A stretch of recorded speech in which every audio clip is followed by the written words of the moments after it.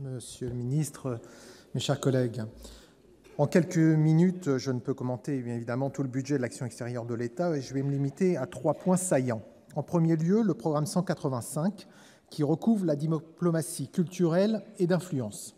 Le mois dernier, la Cour des comptes publiait un rapport au sujet de l'enseignement français à l'étranger et pointait, je cite, « un modèle économique fragilisé ». Nous sommes effectivement à la croisée des chemins. D'une part, l'État se désengage d'année en année, et d'autre part, la capacité contributive des familles atteint ses limites. Et que fait le gouvernement? Au lieu de réinventer d'urgence ce modèle économique fragilisé, il prélève 100 millions d'euros qu'il puise dans le fonds de roulement des établissements gestion directe du réseau AEFE. Cet argent est le fruit d'une bonne gestion mis de côté pour dessiner l'avenir. Les parents d'élèves et les chefs d'établissement apprécieront. Il est plus que temps de faire évoluer la structure de pilotage de l'enseignement français à l'étranger. En 5 ans, le gouvernement a rendu le réseau exsangue. Ce qui m'amène au programme 151, intitulé « Français à l'étranger et affaires consulaires », et plus précisément l'action 2, qui concerne l'accès des élèves français au réseau. Soulignons là que le réseau AEFE n'accueille qu'un quart des enfants français vivant à l'étranger. Il ignore les autres. Cela a des conséquences. De plus en plus d'enfants français à l'étranger ne parlent pas français. On évalue à 15% les jeunes Français du Royaume-Uni qui ne parlent pas français. En Amérique latine, nous sommes aux 2/3.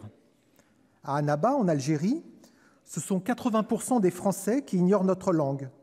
Le consul m'a dit qu'il était obligé de recourir à un interprète pour dialoguer avec eux.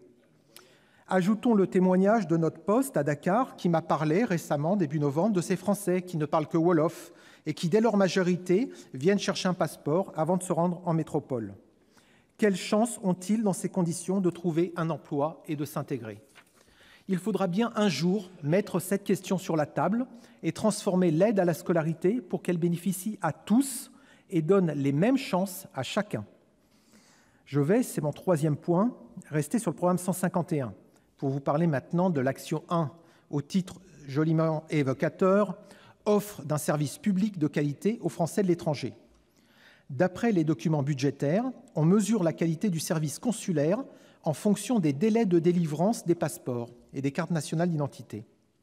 Ces délais sont calculés entre la date du dépôt de la demande au poste consulaire et la date de mise à disposition des documents du demandeur.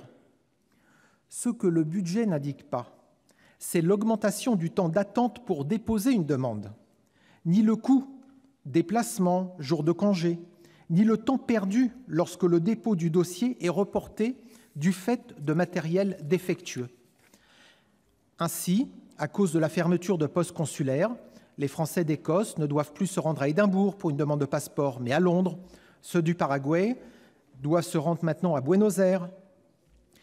En 26 mois, j'ai fait 163 déplacements dans 51 pays.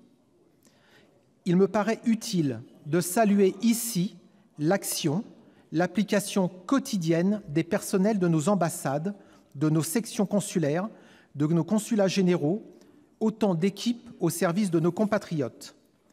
Saluer l'action des personnels de manière utile, c'est dire ici pour eux, avec eux, que des logiciels et matériels inadaptés pèsent parfois lourdement sur le niveau de la qualité du service. Évoquons par exemple le système TESS pour l'instruction des demandes de passeport.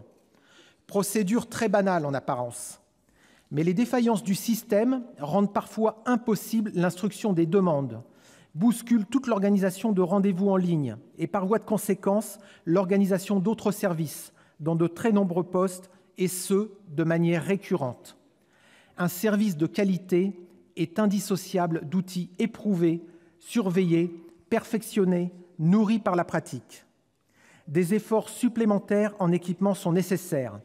Ils ne sont malheureusement pas prévus dans ce budget. Enfin, je voudrais finir par un mot sur les consuls honoraires. Répartis en agences, nos consuls honoraires sont autorisés à délivrer des documents administratifs. Ils ont aussi pour mission d'assister des Français en difficulté, ceux qui ne manquent jamais. Le gouvernement leur adresse aujourd'hui un fort mauvais signal, en rognant mesquinement leur budget de fonctionnement. Si on divise le budget par 512 agences consulaires, Cela représente 217 € par mois de participation. Heureusement que nos consuls honoraires sont bénévoles. Bénévoles et surtout épris du bien commun. C'est pourquoi ils font avec les moyens du bord, autrement dit avec leurs moyens personnels bien souvent. Il faudrait permettre à nos compatriotes de faire leur demande de passeport auprès du consul honoraire en nous inspirant du système allemand. Cela éviterait de longs déplacements pour nos compatriotes, éliminerait des coûts pour l'administration et participerait au financement des agences consulaires à coût zéro pour nos finances publiques. Pour conclure, il est bien temps de faire émerger une nouvelle équipe pour s'occuper de ce budget, des gens qui pensent différemment et qui sauront créer un nouvel élan. Merci. Merci et bravo.